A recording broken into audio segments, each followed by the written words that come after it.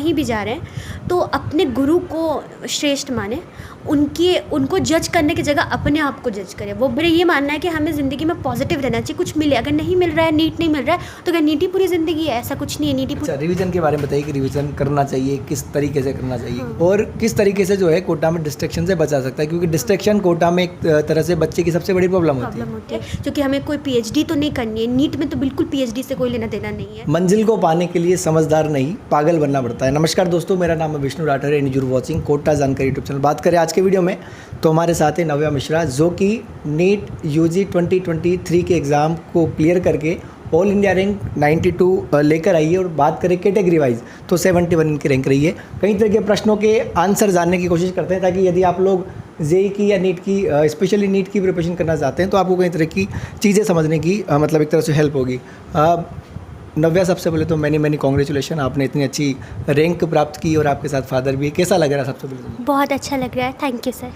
हाँ, सबसे पहले क्वेश्चन जानना चाहूँगा, जैसे कि नीट आपने क्लियर किया है, 92 आपके रैंक है, कहाँ से पता लगा कि नीट वगैरह करना चाहिए और नीट वगैरह करके डॉक्टर बन सकते हैं? सर मुझे बचपन से डॉक्टर तो बनना था, लेकिन मुझे ये नहीं पता था कि डॉक्टर बनने के लिए करना क्या पड़ता है। नीट के बारे में तो मुझे 10th में पता चला था, लेकिन मैंने 11th-12th में कोई कोचिंग नहीं की थी। मैंने ये डिसाइड किया था 12th तक मैं खुद मेहनत करूँगी और उसके बाद पेपर दूँगी, तो मैं फर्स्ट अटैम्प्ट दूँगी। फर्स्ट अटैम्प्ट में मेरे 557 मार्क्स आए थे। तो उस समय मुझे थोड़ा डिप्रेशन हुआ कि मैंने तो बहुत पढ़ाई की थी, सेल्फ स्टडी की थी, लेकिन मैं कहीं तो थी। बच्चे 8th क्लास से ज्वाइन कर रखते कोचिंग, उनको डायरेक्शन मिला रहता है, पर मेरा डायरेक्शन था नहीं। मैं थोड़ी सी डायरेक्शन वाइज नहीं चल पाई थी, इसके कारण मेरा फर्स्ट टाइम पे सिलेक्शन नहीं हो पाया, मुझे MBBS कॉलेज नहीं मिला। तो फिर मैंने डिसाइड किया कि अब कौन से कोचिंग इंस्टीट्यूट में जाना चाहिए। तो फिर मुझे पता चला कि मोशन में J-स्टार बैच होता है, और इस J-स्टार बैच में आप 100% सिलेक्शन की बात करते हैं, क्योंकि यहाँ पर सारे बच्चे 550 प्लस वाले को अगर पे स्पेशली ध्यान दिया जाता है कि वो 550 प्लस से 590 पे ही ना रह जाए और आगे उसको इम्प्रूव करें। तो इसी के कारण मेरा 557 से 705 मार्क्स आ पाया और बायो में 360 आउट ऑफ 360 मार्क्स आए हैं। अच्छा, यानी कि आप कोटा में मोशन आपने ज्वाइन किया और आपको इतना अच्छा मौका मिला है ना रिजल्ट के साथ में, तो किस प्रकार का शेड्यूल रहता था आपका 24/7 का, ये बताइए आप। हाँ सर, तो जब मैं यहाँ पर कोचिंग कर रही थी, मैं जब स्टार्ट में आई थी तो मैं 12 बजे सोती थी और 6:30 के अराउंड, मतलब यहाँ पर तो 5:30 के अराउंड उठती थी और यहाँ पर 6 बजे से क्लासेस होती थी। तो फिर मैं वहाँ आ जाती थी, क्लास करती थी। क्लास हमारी चलती थी 1:30 तक क्लास चलती थी। फिर वो क्लास करके मैं सीधे घर आती थी और घर पे आकर के मैं सबसे पहले लंच करती थी। मतलब मैं हॉस्टल में रहती थी तो हॉस्टल में लंच करती थी। लंच करने के बाद मैं पानी पी के सीधे एक कप ऑफ टी मैं वही बगल में था वहाँ से हमेशा लेकर के आ जाती थी और पी लेती थी, ताकि मुझे नींद ना आए। क्योंकि सबसे बड़ी प्रॉब्लम हो गई थी कि नींद से कैसे बचे, क्योंकि थक जाते थे। सब बच्चे नॉर्मल होते वो थकते हैं, तो उसे अवॉइड करना बहुत ज़रूरी हो गया था। क्योंकि मेरा तो पहले तो मैं ड्रॉपर ही थी और बाद में मुझे स्ट्रगल भी ज़्यादा करना पड़ रहा था। तो फिर मैं अपनी नींद को थोड़ा अवॉइड उस समय कर रही थी 1 साल, ताकि मैं मेहनत कर लूँ। तो फिर मुझे टीचर्स ने भी बताया कि ऐसे इस तरीके से शेड्यूल बनाओ, फिर वर्क करो। फिर मैं पढ़ती रहती थी, 6 बजे तक पढ़ती थी, फिर 6 बजे फिर चाय पीती थी, फिर उसके बाद मैं पढ़ती थी। जैसा कहते हैं कि टॉपर्स होते हैं उनको सिर्फ पढ़ाई से ही मतलब होता है, फालतू काम यानी कि जैसे कि सोशल मीडिया हो गया, गेमिंग प्लेटफॉर्म हो गया, वहाँ से वो दूर रहना चाहते हैं। आप भी पढ़ाई ही किया करते थे या फिर जो सोशल मीडिया है या फिर गेमिंग का भी यूज़ करते थे? आप एक लिमिट में था या फिर अनलिमिटेड था या कैसा रहता? गेमिंग तो मैं कभी करती ही नहीं हूँ, क्योंकि गेमिंग का मुझे कुछ ज़्यादा पता नहीं है। और मोबाइल की बात रही तो मैं यहाँ पर वो छोटा वाला फ़ोन लेके आई थी। मैं इंटरनेट से थोड़ा सा दूर थी, लेकिन अगर जैसे कभी कभी कोई मोटिवेशनल सॉन्ग सुनना हो तो मैं किसी का फ़ोन लेकर सुन लेती थी। लेकिन मेरा ये मानना है कि इंटरनेट मीडिया को अगर आप 1 साल का ले रहे तो ना लें, क्योंकि अभी बहुत वास्ट है वो। अगर आप एक वीडियो देखेंगे तो आपको उससे अच्छा इतना अट्रैक्टिव वीडियोज़ होते हैं कि हाथ अपने आप ही क्लिक हो जाता है। तो उससे बचना बहुत ज़रूरी है। तो ऐसा हम एक बच्चे का मन क्या करेगा, सब तो बच्चे ही हैं, तो सबका मन करेगा कि हम भी वो कर लेते हैं। 1-2 मिनट वेस्ट हो जाएगा, क्या हो जाएगा, कब 1 घंटा हो जाता है पता नहीं चलता है। तो ये टीचर्स बताते थे कि हम तो इसके लिए हमारे टीचर्स के पास भी एक रेमेडी रहती थी कि वो हमें क्लास में ही एंटरटेन कर देते थे। हमें कोई ज़रूरत नहीं है जाके कहीं पर और एंटरटेनमेंट लेने की। 1 साल तो हम लोग, हर बच्चे का काम है कि 1 साल तो पूरी डेडिकेशन के साथ मेहनत करके देख लो, ताकि एक तो रिग्रेट तो नहीं रहेगा ना कि हमने पूरी ज़िंदगी नहीं किया, वरना पूरी ज़िंदगी रिग्रेट लेके चलना पड़ता है। भाई हमने नहीं किया था, आज हम कर लेते तो शायद हम भी होते यहाँ पर। और ड्रॉपर्स का तो और टेंशन की बात रहती है, क्योंकि हमें बताया जाता है कि 12th से ही टॉपर बनेंगे। तो हम ऐसा नहीं सोच सकते, आप टॉप 100 हो सकते हैं, ऐसी कोई बात नहीं है, होते भी हैं बच्चे। तो आप टॉप 100 बच्चे तभी हो पाएंगे जब आप अपने आप को फ्रेश फील करें। और मोशन में ये बताया जाता है बार बार कि अगर आप जो ड्रॉपर बच्चे होते हैं उनकी जो कप ऑफ टी वो पूरी फुल रहती है, तो वो क्या करते हैं उसमें जब कोई भी नई चीज़ वो टीचर्स बताने की कोशिश करते हैं तो वो बह के निकल जाता है और दिमाग में कुछ घुसता ही नहीं है। वही ड्रॉपर्स के साथ सबसे बड़ी प्रॉब्लम होती है, हम पहले कहीं और से कुछ भी पढ़ लेते हैं तो उसी को सत्य मान के चलते हैं और हम लोग वही किसी की बात नहीं सुनते। वो गलत बात है।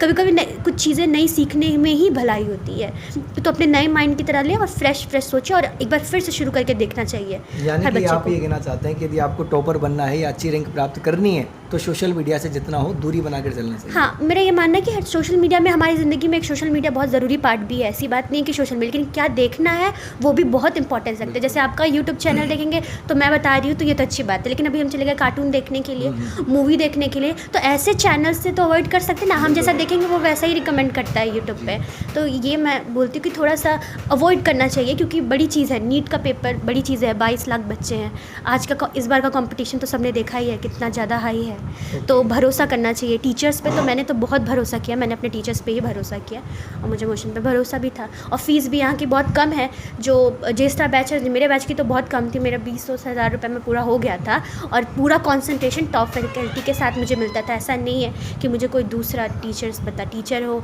कि मुझे अच्छा टीचर ना पढ़ा, मुझे सबसे बेस्ट टीचर ही पढ़ाए थे और मुझे बहुत अच्छा लगा। बायो पढ़ के, फिजिक्स पढ़ के सब नया लग रहा था मुझे ज़्यादा, तो मुझे अच्छा लग रहा था। टीचर्स इतना ज़्यादा मोटिवेट करते हैं कि बहुत अच्छा लगता है। अच्छा, रिवीजन के बारे में बताइए कि रिवीजन करना चाहिए किस तरीके से करना चाहिए, क्योंकि आप टॉपर बने तो आपकी गाइडेंस जो है ना न्यू जो एस्पिरेंट है उनके लिए काफ़ी इंपॉर्टेंट रोल प्ले कर सकती है। तो हमारे जो पहले नोट्स रहते हैं, कुछ बच्चे क्या करते हैं पहले वाले जो नोट्स हैं उसी से पढ़ते हैं, इस बार नए नोट नहीं बनाएंगे। अगले साल का हुआ था तो हमने नए 11th-12th में नोट बनाया था, तो अब इस बार हम 13 बैच में हम वही नोट से पढ़ लेते हैं। ये गलत बात है, हम भूल जाएंगे।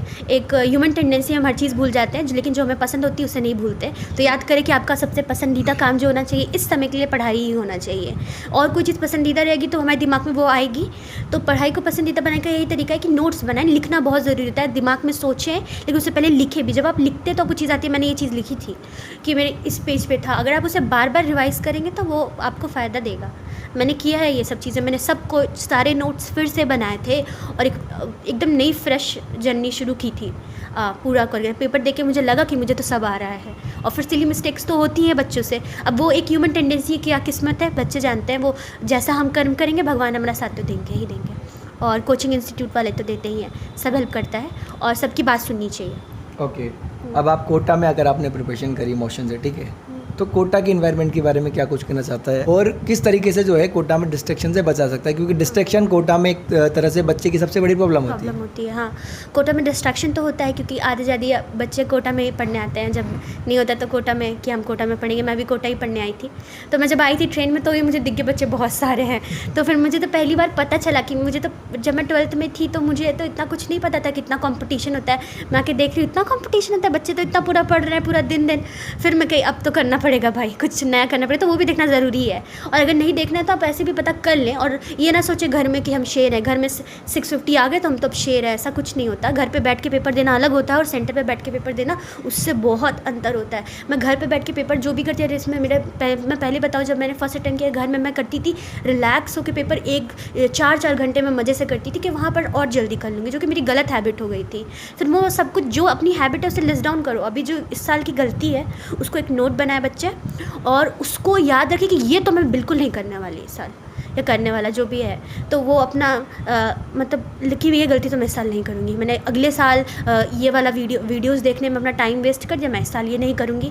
अपना देखें और एक मोटिवेशन लेके मन में चले, और फिर अपने टीचर्स पे भरोसा करें एज़ कम्पेयर टू दूसरे बच्चे जो रहते हैं यहाँ पर कोचिंग करने आते हैं, वो बहुत अलग अलग राय देते हैं। सबकी 10 तरह के लोग, उनकी 10 राय रहेंगी, आप सबकी कैसे सुनेंगे, ऐसे तो नहीं सुन सकते ना सबकी। तो मेरा तो ये मानना है कि जो 10 लोग हों वो सेम राय दें, उनकी सुनना एज़ कम्पेयर टू ज़्यादा अच्छा है एज़ कम्पेयर टू 10 नए लोगों की सुनना जो अलग अलग राय दे। वो बच्चे होते हैं बच्चे, क्योंकि पूरी इतने सारे बच्चे सब अलग अलग का, सबकी जर्नी, किसी की मैथ्स वीक, फिजिक्स वीक रहती है तो किसी की केमिस्ट्री वीक होती है, तो वो बताते तुम केमिस्ट्री पढ़ो। कोई बोलेगा फिजिक्स, पता चला आपकी केमिस्ट्री ही अच्छी है, आप केमिस्ट्री पढ़ रहे हो और ज़्यादा केमिस्ट्री पे ध्यान दे रहे हो, केमिस्ट्री अच्छी उसको और अच्छी बना दिया, और जो फिजिक्स और बायो उसको एकदम बिगाड़ कर दिया।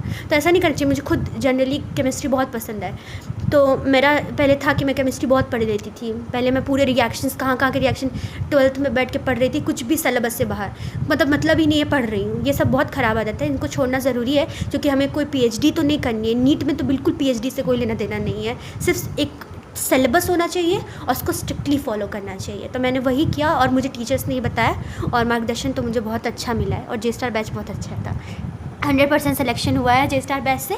सारे बच्चे यहाँ मेरे बैच के जितने बच्चे थे सबका सिलेक्शन हुआ और 100% सिलेक्शन होना नीट यूजी में बहुत इंपॉर्टेंट है, क्योंकि बेस्ट कॉलेज सारे MBBS कॉलेज अच्छे ही होते हैं, ये तो है ही। हाँ, कोचिंग का जो स्टडी मटेरियल है वो कितना इंपॉर्टेंट रोल प्ले करता है एक बच्चे के टॉपर बनने में? हाँ, तो कोचिंग का स्टडी मटेरियल तो मेरे लिए इंपॉर्टेंट था, क्योंकि मुझे चैप्टर वाइज चलना था। तो मैं ऐसे चैप्टर वाइज हर जगह से बुकें तो नहीं खरीद सकती, यहाँ पर मुझे इतने सस्ते में इतना सब कुछ मिल गया कि मैं क्या बताऊँ। तो फिर मैंने बुक लिया, तो मुझे एक चैप्टर कंप्लीट होता था, मैं पूरी मॉड्यूल उसे कंप्लीट कर लेती थी। फिर मैंने मॉड्यूल कंप्लीट करने के बाद क्या कि टीचर्स अगले दिन कहते थे ये चैप्टर कंप्लीट करके लाओ, हम इसका डिस्कशन करेंगे। तो टीचर इसका डिस्कशन करते थे और जो सवाल मुझे नहीं आता था मैं इंटरनेट पे से नहीं सर्च करती थी, मतलब टीचर्स आते थे, कहते अपना नंबर बताओ सवाल का, मैं सॉल्व करके बताते हैं। तो ऐसे वो बताते थे, वैसे और सारे बच्चे भी पूछते, तो बहुत रिवीजन हो जाता था क्लास में, वो होता था। तो मॉड्यूल, लेकिन मैंने मॉड्यूल्स पेपर के 4-5 महीने तक तो मेरा सारा मॉड्यूल कंप्लीट था। ऐसा नहीं है कि मैं मॉड्यूल छोड़ दूँ। जब मैं मेरी तबियत खराब हुई थी, मैं घर पर गई थी, तो भी मैंने पूरा मॉड्यूल कंप्लीट किया था कि मॉड्यूल्स तो कंप्लीट करना है। मेरे पापा भी बोलते मॉड्यूल जो मिली है उसको पूरा ख़त्म कर डालो, और मैं जल्दी जल्दी कंप्लीट करती थी। मतलब मेरी आदत है कि मैं चीज़ें धीरे धीरे नहीं करती हूँ, और धीरे धीरे करने की कोई बात ही नहीं है। अब तेज़ रफ्तार का समय आ गया है, सबको रफ्तार में ही चलना पड़ेगा। तो मैं जल्दी जल्दी कंप्लीट करती है। मेरी थोड़ी सी ख़राब भी आदत हो जाती है, जल्दी जल्दी पढ़ने के चक्कर में चीज़ें गलत हो जाती है मुझसे, तो वो मेरी हमेशा से ख़राब आदत है। लेकिन अब कोई अपनी लाइफस्टाइल को पूरा नहीं बदल सकता, ये भी बात है। तो फिर मैं जल्दी जल्दी उसको कंप्लीट कर डाली और बुक कंप्लीट किया। उसके बाद मैं प्रीवियस ईयर पे गिरी, प्रीवियस ईयर मैंने कंप्लीट किया। उसके बाद यहाँ पर ब्रह्मास्त्र टेस्ट सीरीज़ होती है, वो कोई बच्चा भी ले सकता है, वो कोई सबके लिए होती है। वो पहले सिलेबस वाइज चलते हैं, बहुत इंपॉर्टेंट है। टेस्ट सीरीज़ तो आई थिंक सो सबकी बहुत सारी टेस्ट सीरीज़ रखनी चाहिए और करना। पेपर देना सबसे इंपॉर्टेंट होता है, मेरे लिए तो यही मानना है कि मेरे ज़िंदगी में पेपर देना ही सबसे ज़्यादा इंपॉर्टेंट रहा है, और पेपर कैसे देना है वो भी आना चाहिए। तो एनालिसिस भी बहुत इंपॉर्टेंट होती है। मैं ऐसे एनालिसिस करती थी, पहले मेरा जो गलत होता था उसको मैं पूरा पढ़ लेती थी, कैसे कि मेरी क्या गलती हुई है और ये गलती दूसरी बार ना हो। ये मेरे पापा बोलते थे कि तुम ये गलती की हो, अब देखना इस पेपर में भी तुमने ये गलती कर दी, अब इसे नोट डाउन करो। तो फिर मैं बोलती थी अभी कल कर लूँगी, कल कर लूँगी। पापा कहते नहीं अभी कर, तुम फिर वही गलती कर रही हो। तो फिर मैं कि अच्छा ठीक है, तो फिर मैं उसको नोट डाउन करती थी। फिर मतलब गलतियाँ हो गई, फिर मैं उसके बाद पूरे मैं 1 to 200 एक बार फिर पूरा लगा लेती थी। और जो सेक्शन बी में रहता है ना, कभी बच्चे 10 करके 5 क्वेश्चन छोड़ देते हैं, ऐसा नहीं करना चाहिए, क्योंकि ये मेन पेपर्स थोड़ी ना हो रहे हैं। जो टेस्ट सीरीज़ के पेपर वो मेन पेपर नहीं है, मेन पेपर में क्या पता वो सेक्शन बी का ही क्वेश्चन आ जाए। तो फिर मैं वो पूरा करती थी, उसको पढ़ती थी। पहले मुझे 1 घंटा लगता था पूरा एनालिसिस करने पर, लेकिन आप ये देखेंगे कि पहले आपको 1 घंटा ही लगेगा, बाद में आप धीरे धीरे करेंगे ना, जल्दी जल्दी रोज़ देने लगेंगे तो वो चीज़ घटती चली जाएगी। और एंड में मुझे 15 मिनट्स लगते थे, और मुझे लगता है एनालिसिस में इतना समय देना कोई ख़राब बात नहीं है, बहुत अच्छी बात है। तो ये मेरे टीचर्स भी कहते थे कि पेपर से ज़्यादा इंपॉर्टेंट एनालिसिस करना होता है, तो वो मैं देखती थी। तो आप बोलते बहुत अच्छा है, बहुत अच्छे एक्सप्लेन भी करते हैं। लास्ट क्वेश्चन पूछना चाहूँगा, कोटा को कहा जाता है शिक्षा की काशी, लगता है? हाँ बिल्कुल लगता है, ये है। हाँ, रीज़न बता सकती, क्योंकि यहाँ पर सारे टॉप फैकल्टी के टीचर्स हैं। और कोटा लोग कहते हैं कोटा तो फैक्ट्री है, बच्चे निकालते हैं, तो वो तो है ही फैक्ट्री। लेकिन सब चीज़ के बच्चे क्या कहते हैं ना, 2 चीज़ें होती हैं, एक होते हैं प्रोज होते हैं, कॉन्स होते हैं। तो आप सारे बच्चे क्या कहते हैं ना, आप नेगेटिव से थोड़ा दूर रहें, क्योंकि लोग नेगेटिव बोलते, क्यों नेगेटिव बोले, हम जैसा बोलते हैं हम वैसा ही बन जाते हैं। तो मैं हमेशा पॉजिटिव ही बोलने की कोशिश करती हूँ। बस मेरा ये मानना है कि हमें ज़िंदगी में पॉजिटिव रहना चाहिए। कुछ मिले, अगर नहीं मिल रहा है, नीट नहीं मिल रहा है, तो क्या नीट ही पूरी ज़िंदगी है? ऐसा कुछ नहीं है, नीट ही पूरी ज़िंदगी नहीं, इसके आगे बहुत कुछ पड़ा हुआ है। बहुत बच्चे होते हैं IIT करने के बाद भी IIT में एडमिशन लेते हैं, जब सोचते हैं IAS बनेंगे, ऑफिसर बनेंगे, तो वो भी तो बन सकते हैं। तो इसका मतलब ये नहीं कि अपनी लाइफ ही ख़त्म कर लें। सुसाइड तो बिल्कुल एक अच्छा ऑप्शन नहीं है। तो अब आगे बढ़ना चाहिए। मेरा तो यही मानना है कि पेरेंट्स को बहुत सपोर्टिव होना चाहिए। मेरे पेरेंट्स बहुत सपोर्टिव, अपने पेरेंट्स से बातें करनी चाहिए, और अपने टीचर्स को, जो गुरु होते हैं और जो पेरेंट्स होते हैं, उनको अपने दिल की सारी बातें साफ साफ और सही से बतानी चाहिए, वरना बोझ रहता है एक दिल में कि हम झूठ बोल रहे हैं। वो झूठ नहीं बोलना चाहिए। 1-2 बार मैंने नंबर छुपा लिया था, तो फिर मुझे उस चीज़ का बोझ था, मैं तो तुरंत ही नंबर बता दिया, इस बार मेरा बहुत कम नंबर है। वो बोझ। लास्ट क्वेश्चन पूछना चाहूँगा, क्योंकि इतनी सारी बात हो चुकी है। एज अ सीनियर, क्योंकि आप सीनियर बन चुके हैं, अब जो बच्चे कोटा में आते हैं वो आपकी गाइडेंस फॉलो करना चाहिए, जिस प्रकार से आप बता रहे हैं। और लास्ट मैसेज क्या रहेगा कि कोटा में आके क्या, किस तरीके से पढ़ना चाहिए और क्या चीज़ों से बचना चाहिए? हाँ, तो मेरा ये मानना है कि आप जहाँ भी जा रहे हैं, ऐसी कोई बात नहीं है, जहाँ भी जा रहे हैं, अगर आप मोशन कर रहे हैं, आप किसी दूसरी कोचिंग में जा रहे हैं, आप कहीं भी जा रहे हैं, तो अपने गुरु को श्रेष्ठ माने, उनको जज करने की जगह अपने आप को जज करें। वो बहुत इंपॉर्टेंट होता है। मेरी लाइफ में भी बहुत इंपॉर्टेंट रहा है। मैं कभी टीचर्स को जज नहीं करती, मेरे लिए सारे टीचर्स एक ही जैसे, सब अच्छे हैं। क्योंकि उनकी जितनी एक्सपीरियंस है उतनी तो हम लोग की उम्र नहीं होती है, तो वो तो होगा कि उनके पास कुछ तो ऐसा नॉलेज है जो वो यहाँ पर खड़े हैं। वरना टीचर्स में तो आजकल और कंपटीशन है जितना बच्चों में कंपटीशन नहीं है, तो उनको भी देखना ज़रूरी है। तो फिर मैं यही बोलना चाहूँगी, बच्चे अपने टीचर्स को फॉलो करें, अपने पेरेंट्स से बातें करें, और जो लोग थोड़ा नेगेटिव बोलते हैं ना उनको साइड कर देना चाहिए कि भाई तुम नेगेटिव बोल रहे हो, हम नेगेटिव नहीं होना चाहते। ज़िंदगी में हमेशा पॉजिटिव ही रहना चाहिए, एक ही ज़िंदगी अच्छे से जीनी चाहिए, मेरा यही मानना है। Thank you so much. हाँ, और मोशन है तो मोशन पे भरोसा होना चाहिए, मुझे मोशन पे भरोसा था। थैंक यू सो मच, आपने इतना इम्पोर्टेंट टाइम दिया। हमारे साथ स्टूडेंट के फादर भी। अंकल, इतनी बहादुर बेटी है आपकी, इतना अच्छा बोलती है, कई सारे बच्चे फॉलो करने वाले हैं इनकी बातों को। कैसा लगा जब पता लगा कि टॉप 100 में आपकी बेटी ने स्थान बनाया है? क्या कुछ कहना चाहते हो स्टूडेंट्स के लिए, एज गार्जियन जो नए कोटा में आना चाहते हैं? बहुत अच्छा लगा रिजल्ट्स का। जब हम लोग देख भी नहीं पा रहे थे, बनारस में नेटवर्क नहीं था, तो मोशन से ही हम लोग रिजल्ट मैंने भेजा गया, देखे, बहुत खुशी हुई। हम लोग डर रहे थे कहीं रैंक पीछे न भाग जाए, क्योंकि लिस्ट पहले आ चुकी थी 110, 20 की, सब 150 की, तो थोड़ा डर लग रहा था कि कहीं ज़्यादा पीछे न हो जाए। मार्क्स पते थे 705 इसके हैं, थोड़ा डर लगा। लेकिन जब यहाँ से मार्क्स रैंक पहुँची मोशन से, व्हाट्सएप में भेज दिए गए, तब हम लोग बड़े खुश हो गए। सब लोग घर में, पूरे परिवार, इसकी मम्मी, इसकी सिस्टर, सब लोग खुश हो गए, बहुत खुशी मिली। और जहाँ तक गार्जियन की बात है, तो गार्जियन जो भी हैं, हम उनसे यही कहना चाहते हैं, अपने बच्चे पर विश्वास रखें। पहली बात, बच्चे पर विश्वास रखें, और बच्चों को भी चाहिए अपने गार्जियन पर, अपने गुरुओं पर विश्वास रखें। हर जगह से बातें सुन के नेगेटिव न बने, पॉजिटिव रहें सदैव। और जो क्लास में बताया जाता है, जो टीचर यहाँ पढ़ा रहे हैं, उसी के स्पेशलिस्ट हैं, वही कर रहे हैं, 20 सालों से वही पढ़ा रहे हैं, कर रहे हैं, तो उन पर विश्वास रखें। जनरली बच्चों विश्वास नहीं होता, पढ़ाया कुछ ज़्यादा, जाके घर पे यूट्यूब खोल के दूसरा उसी टॉपिक को दूसरे सब्जेक्ट पर दूसरे से पढ़ने लगते हैं। तो विश्वास उन पे रहना चाहिए जहाँ पढ़ रहे हैं। हम नहीं कर रहे हैं भाई, बहुत लोग दूसरे जगह कोचिंग पढ़ते होंगे, लेकिन भाई मोशन है तो मोशन पे हम लोग विश्वास किए पहले से, और विश्वास है ही हमारी बच्ची हमने यहाँ डाला। बहुत लोग पूछे रास्ते में कि भाई कहाँ डाल रहे हैं, कैसे डाल रहे हैं, और मैंने मोशन में क्यों डाल रहे हैं, तो हम लोग भाई विश्वास था तभी हम डाले। हाँ, बस यही करना है। Thank you so much sir, इतना इम्पोर्टेंट टाइम देने के लिए, और आपका बहुत बहुत धन्यवाद।